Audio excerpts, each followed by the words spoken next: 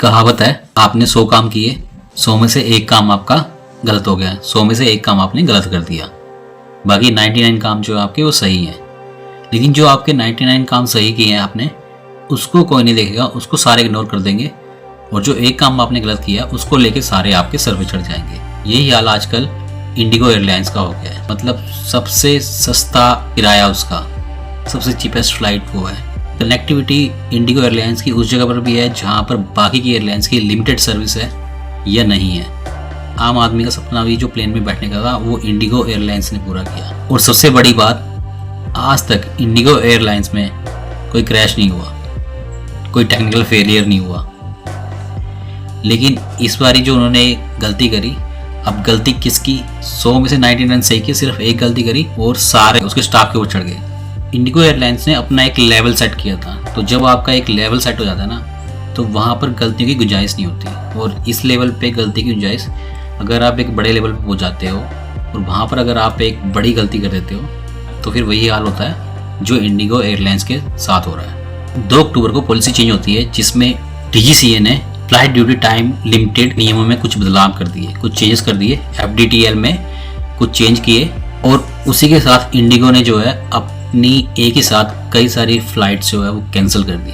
Cancel तो कर दी उन्होंने फ्लाइट इंडिगो एयरलाइंस ने, लेकिन वो बुकिंग करे जा रहे हैं। अब भैया जब आपने फ्लाइट ही अपनी कैंसिल कर रहे हो तो बुकिंग क्यों कर रहे हो? कस्टमर जो है वो टिकट बुक कर रहे हैं, आप ऑनलाइन टिकट बुक हो गई, जब वो एयरपोर्ट पे पहुंचते हैं, अंदर चले जाते हैं, उसके बाद सारी फ्लाइट धड़ कैंसिल हो रही हैं। तो जो फ्रस्ट्रेशन है पैसेंजर्स की, वो सीधा निकलती है जो स्टाफ है इंडिगो एयरलाइंस का, उसके ऊपर निकल रही है। अब कहने को तो ये भी कह सकते हैं कि स्टाफ की उसमें क्या गलती। मैंने एक वीडियो देखी, आपने भी शायद देखी होगी, एक आदमी है जो बड़े ज़ोर से चिल्ला रहा है कि मैडम मेरे को पैड चाहिए, मैडम के वो चिल्ला रहा है, जिसके वो चिल्ला रहा है वो भी तो किसी की बेटी है। तो वो भी अपनी जगह सही है, स्टाफ भी अपनी जगह सही है, लेकिन फेलियर कहाँ पर है? अगर यही SBI में होता है, SBI जैसे अगर हम जाते हैं स्टेट बैंक में, वहाँ पर लंच टाइम हो गया, अभी लंच की बात करेंगे, सर्वर डाउन है, ये है वो है, तो वहाँ पर जाकर तो कोई नहीं बोलता है। इवन अगर हम बैंक में जाते हैं, कभी हमारे पास पेन नहीं होता, तो फॉर्म भरने के लिए अगर पेन नहीं होता तो हम क्या करते हैं? दुकानें तो बाहर खुली होती है ना, माना कि वहाँ से बाहर नहीं जा पा रहा था कोई, तो उनका गुस्सा स्टाफ के ऊपर निकल गया। लेकिन जब हम बैंक में जाते हैं और हमारे पास पेन नहीं होता, तो बाहर तो जा सकते हैं ना, तो हम बाहर नहीं जाते पेन खरीदने के लिए दुकान में। हम क्या करते हैं? अपने अगल बगल वाले से मांगते हैं, आपके पास पेन है, आपके पास पेन है। तो ये तो बात होगी, चलो कस्टमर है, कस्टमर अपनी जगह सही होता है, उन्होंने कस्टमर ने गुस्सा निकाला। अब बात करते हैं इंडिगो एयरलाइंस की, जो उनकी सबसे बड़ी गलती ये है कि जब फ्लाइट ही कैंसिल हो रही है तो वो बुकिंग क्यों कर रहे हैं? बुकिंग पे बुकिंग किए जा रहे हैं। तो इससे भी बड़ी बात आती है कि वहाँ तो कैंसिल होगी, उनका सिस्टम फेल हो गया इंडिगो एयरलाइंस का। बाकी एयरलाइंस ने क्या किया? बाकी ने अपने किराए एकदम से बढ़ा दिए, 60 हज़ार, 50 हज़ार। फिलहाल ये जो है इसकी एक लिमिट तय करती है, तो उसी हिसाब से जो है चार्ज किया जाएगा किराया। लेकिन 2 दिन पहले जो हो रहा था 50 हज़ार, 60 हज़ार, आपको दिल्ली से चंडीगढ़ जाना तब भी इतने 50 हज़ार रुपये आ रहे थे। तो ये हाल हो गया। अब ये हुआ क्या? जैसे ही पॉलिसी चेंज हुई, जैसे ही DGCA ने FDTL के नियमों पे बदलाव किया, चेंजेस किए जैसे उन्होंने, अब पता ही चलता है भैया उनके पास, इंडिगो एयरलाइंस के पास तो स्टाफ ही नहीं है पूरा, और उसी के चलते उनको फिर अपनी फ्लाइट कैंसिल करनी पड़ रही है। मतलब ये तो वो हिसाब हो गया जो कॉर्पोरेट सेक्टर में कैब्स लगी होती हैं, पिक एंड ड्रॉप करती हैं। ये तो इस तरह से हो गया, हाँ दिल्ली और एयरपोर्ट पे लैंड कर दिए, हाँ ड्यूटी खत्म हो रही है, एक काम कर दो, ओवर टाइम कर, तू चंडीगढ़ ले जाए फ्लाइट को। तो उस हिसाब से चल रहा था। तो माना कि इंडिगो एयरलाइंस के अच्छे पॉइंट थे कि उनका अभी तक कोई टेक्निकल फेलियर नहीं है, कोई क्रैश नहीं हुआ। लेकिन जो ओवर टाइम हो रहा, उसमें जो ड्यूटी टाइम से ज़्यादा हो रहा था, उसकी वजह से अगर कुछ केस हो जाता, इन फ्यूचर हो जाए, तो असलियत तो इंडिगो एयरलाइंस की अभी निकल के आई ना सामने, कि उनके पास स्टाफ ही पूरा नहीं है और वो चलाए जा रहे हैं धड़ल्ले से धड़ाधड़। इंडिगो एयरलाइंस जो है ये इंडिया की सबसे बड़ी एयरलाइंस है। वो दोस्तों ने मिलकर एक किराए के प्लेन से इसको स्टार्ट किया था। राहुल भाटिया और राकेश गंगवाल ने मिलकर 2005 में इंडिगो एयरलाइंस की शुरुआत करी थी।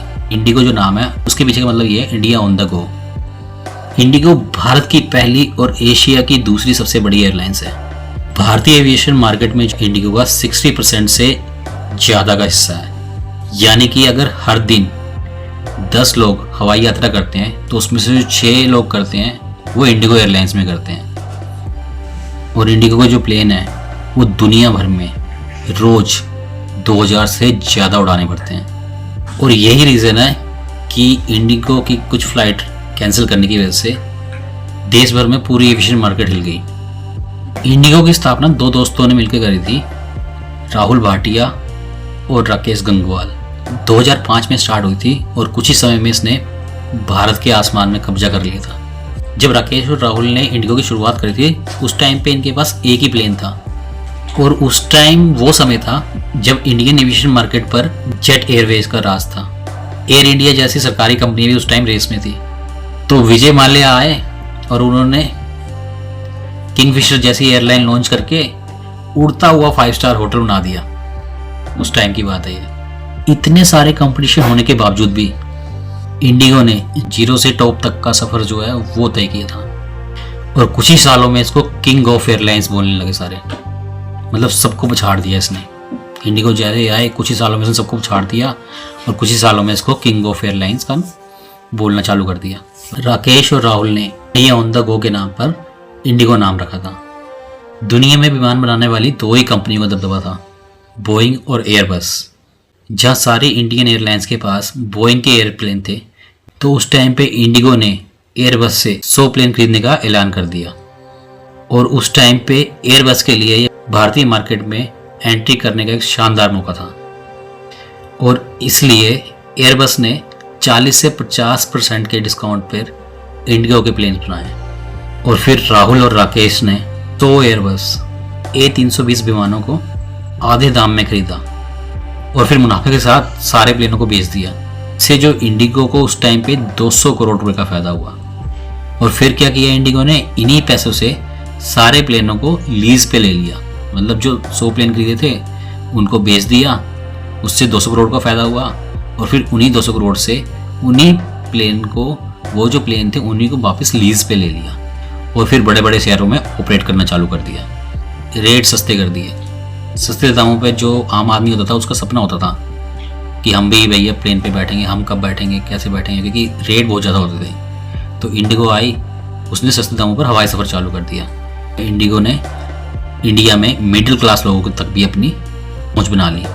इंडिगो ने क्या किया, महंगी चीज़ों की बजाय भरोसेमंद और किफ़ायती चीज़ों की तरफ ध्यान दिया। और अपने सस्ते रेट की वजह से ये भारतीयों की फेवरेट एयरलाइंस बन गई। 2011 में इंडिगो ने 180 A320 एयरबस का ऑर्डर दिया। 2012 में इंडिगो ने 50,000 पैसेंजर के साथ उड़ान भरी और उसके साथ ही ये देश की सबसे बड़ी एयरलाइंस बन गई। 2015 में इंडिगो ने फिर से 100 विमानों का ऑर्डर दे दिया। 2019 में इंडिगो ने 250 नए विमानों का ऑर्डर दिया। और 2020 में जब कोविड के टाइम पे सारी एयरलाइंस बंद हो गई थी तो इंडिगो ने कार्गो सर्विस लॉन्च कर दी।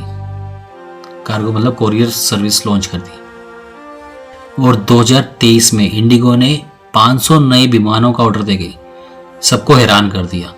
ये जो ऑर्डर था ये एविएशन इंडस्ट्री में अब तक का सबसे बड़ा ऑर्डर है। 2023 में इंडिगो ने नया कीर्तिमान रचते हुए 10 करोड़ लोगों को सेवा प्रदान करी। और अगस्त 2025, इसी साल अगस्त 2025 इंडिगो की एविएशन मार्केट में हिस्सेदारी 64.2% थी। इंडिगो भारत की सबसे बड़ी एयरलाइंस होने के साथ साथ एशिया की दूसरी सबसे बड़ी एयरलाइंस कंपनी बन चुकी है। कहने का मतलब ये जिसका लेवल इतना बड़ा सेट हो गया हो, अगर वो एक गलती कर दे तो फिर वॉट तो लगने वाली है।